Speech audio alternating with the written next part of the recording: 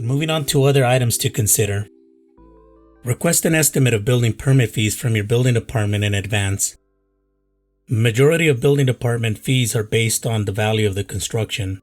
So in other words, the smaller the project, the less the permit fees, and the larger the project, the higher the permit fees.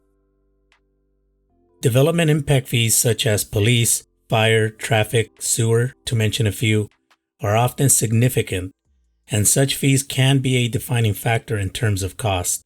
So inquire about the applicability of development impact fees with the building department if you are proposing a new structure, additions to structures, or significant improvements to an existing structure. There are a variety of agencies that work in partnership with the building department when it comes to project reviews and permitting. Furthermore, building departments operate as the hub for development activities, so in simple terms, building departments are very often tasked with coordinating project submittals with internal and external agencies prior to the issuance of building permits. The following illustrates agencies and example projects these agencies typically review, permit, and inspect. This should give you an idea of the agencies which could affect your project. Planning departments generally review project feasibility as it relates to land use, zoning regulations, laws, and ordinances. And they should normally be the very first department to contact if proposing any and all new structures, additions, exterior alterations to structures, conversions to existing buildings, and accessory dwelling units. There is a common misconception that planning and plan check is the same department or the same function. Please note that they are two separate functions from different departments, each tasked with distinct responsibilities.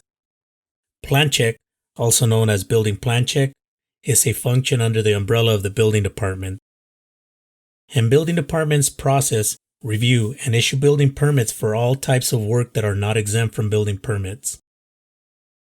Fire department reviews all new structures, additions to structures, interior and exterior improvements to existing structures, and they review projects for fire suppression system requirements, fire access, and exiting requirements, to mention a few.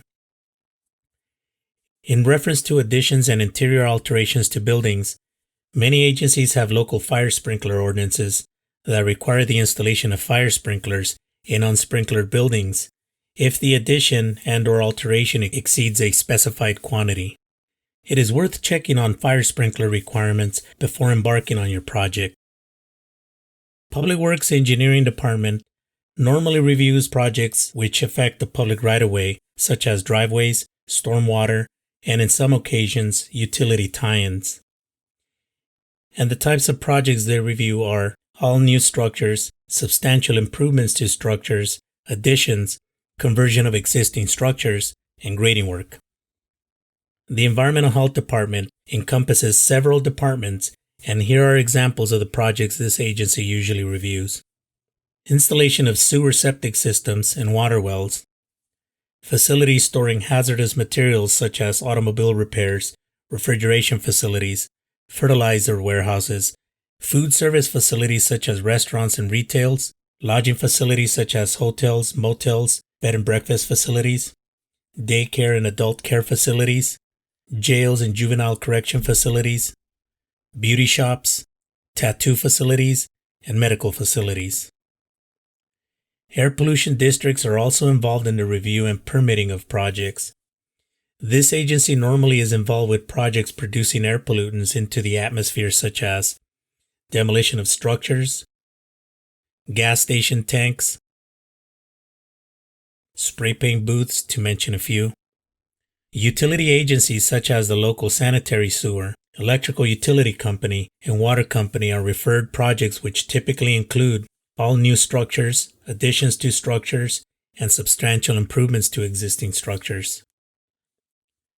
Building departments refer most projects to the local school district, and the school district reviews projects such as all new structures, typically occupiable and habitable structures, additions to existing structures, generally additions over 500 square feet, and conversions of existing buildings. So be sure to check with your local school district for school impact fee requirements and exceptions. If you live in a homeowners association, HOA approvals are typically required to be submitted along with the building permit application. Most cities and counties will not issue a building permit without HOA clearances, so double check with your local building department regarding HOA approvals and permit submittals. And once again, the agencies mentioned are some of the most common agencies that building departments work with. However, when it comes to submitting building permits to abate unpermitted work, such submittals are processed identical to standard submittals. One other notable item of importance as it relates specifically to unpermitted accessory dwelling units is that in California, recent laws have mandated cities and counties delay the enforcement of unpermitted ADUs of up to 5 years. Not many people are aware of this, so be sure to discuss specifics with your building department. This concludes this video, and I hope it has been of help to you. Until next time, be awesome, everyone.